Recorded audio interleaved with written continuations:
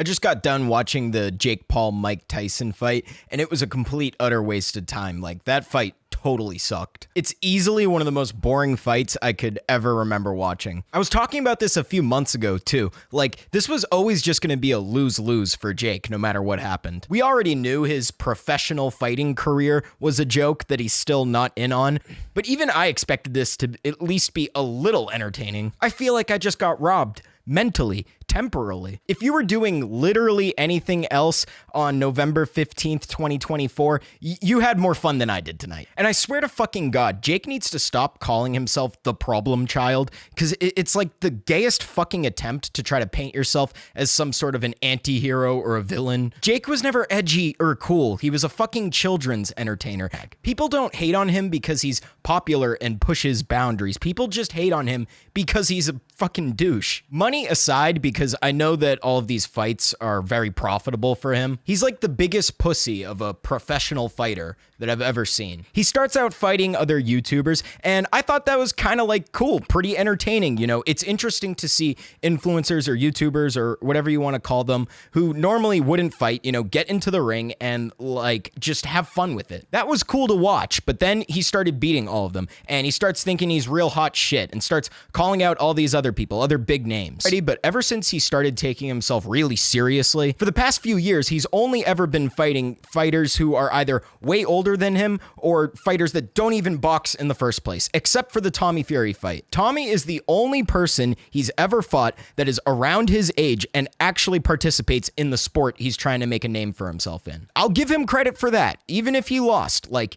he was making a real effort there. But every other fight he's taken is just a total joke, including this most recent one. He fucking rolls out to the ring in this stupid, like, you know, pimped out car with his fucking scumbag brother riding shotgun, dressed all fucking bedazzled up, and jumps into the ring only to face off against a 58-year-old fighter who nobody thinks Jake could have ever stood a shot with years ago. And like I said, the most boring outcome ensued. In 8 rounds, Mike Tyson threw 70-something punches, which is less than 10 punches per round, and that's how many punches he threw. He only landed 18 punches the whole time. Meanwhile, Jake threw almost 300 punches and didn't even make a fucking dent. If you didn't see the fight, trust me, Mike was looking his age. And Jake still could hardly even get him to flinch, which, like, credit to Mike that he's still able to go the distance and finish out the fight without getting knocked out, even at 58 years old. But honestly, I got the impression that any real professional fighter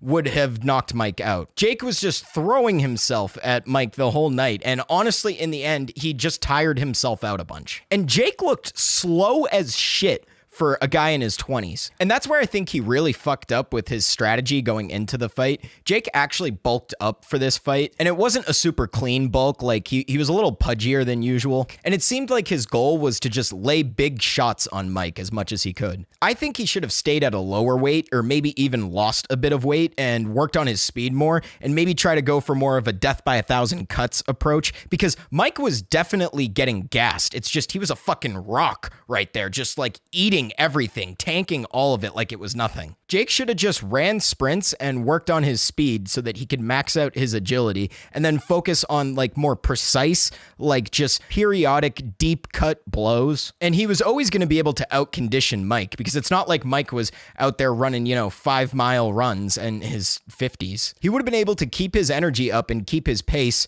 towards the end, because in the end, Jake just got way too gassed to be able to deliver a kill shot. And Mike just really never took any like serious damage. So by the end, you knew that Mike was just going to end up going the distance. So all this buildup, all this hype, once again, to just show us he's nothing really that special. Like, I'll give him credit for some of the progress he's made over the years. And like I've said before, he is probably the most impressive, like, influencer boxer, if that's even really, like, that's a thing now, I guess. But as far as professional fighting goes, he's just a circus act. And he's clearly only interested in feeling like a badass instead of actually taking any serious fights. Speaking of serious fights, though, that undercard went fucking hard. Like, those two chicks who fought before Jake and Mike got in the ring, they were at war with each other. I'm talking deep lacerations, blood everywhere, both of them going at it neck and neck to the end, gut-wrenching final decision. That undercard fight was actually a banger. So it's a shame I had never heard of those two women before and I wasn't emotionally invested at all. But watching two real professional fighters fight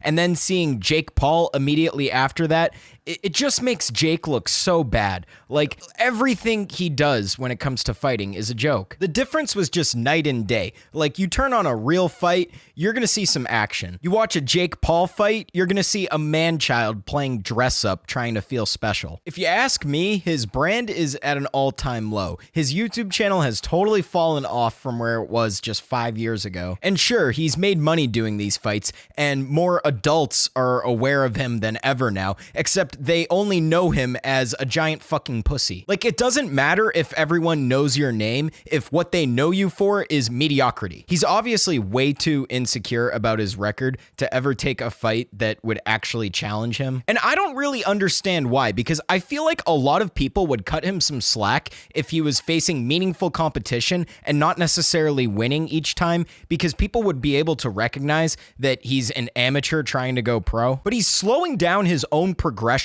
taking joke fights like this. The Tommy fight was legit, but I'm not even saying he needs to fight someone as good as Tommy. Just at least fight someone your same age within the sport you're trying to compete in. I swear he's fucking allergic to fighting 20-something-year-old professional boxers. Like, I have a feeling if his next fight isn't against any meaningful competition, then his gravy train is gonna run dry, and then he's not even gonna be making nearly as much as he's able to pull right now. Everyone who tuned into that fight earlier tonight feels like they wasted their time, so he's gonna have to do something challenging if he's gonna draw them back again. So, like, sick, bro. You got your money, but you've let your YouTube channel totally fall off, and you haven't really done anything impressive at all in the pros. So I hope he's fucking happy, because he's not going to be able to keep this shtick up for much longer unless he makes some changes or grows a pair of fucking balls. If anything, I'm at least glad he's not up to his usual bullshit on YouTube that he was pulling all those years ago, because he used to really be a piece of shit.